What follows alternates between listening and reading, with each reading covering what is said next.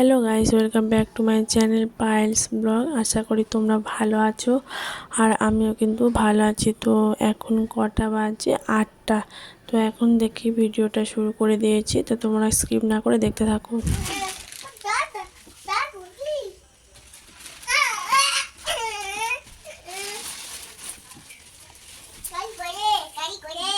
এই দেখো দেয়ালে লক্ষণ করে দিয়ে দিচ্ছি, দেয়াল আর সুইচ বোর্ডে আর বিছানা গদি তুলে বীজ দিয়েছি।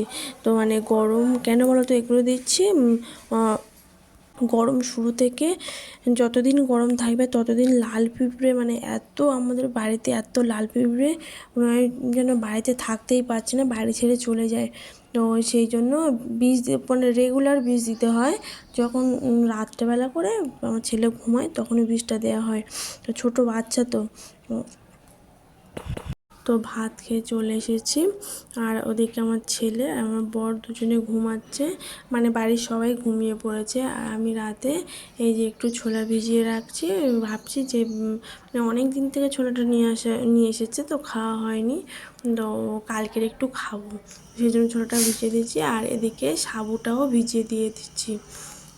তো এই দুটো কাজ, আর কোনো কাজ নেই। একটু জল ভর্তি করব, করে আমি শুয়ে পড়বো।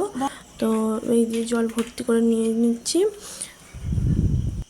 তো এখন তো প্রচণ্ড গরম পড়েছে, তো জল একটু বেশি লাগে, তো বেশি না, 2 বোতল ভর্তি করে নিয়ে চলে যাব। আর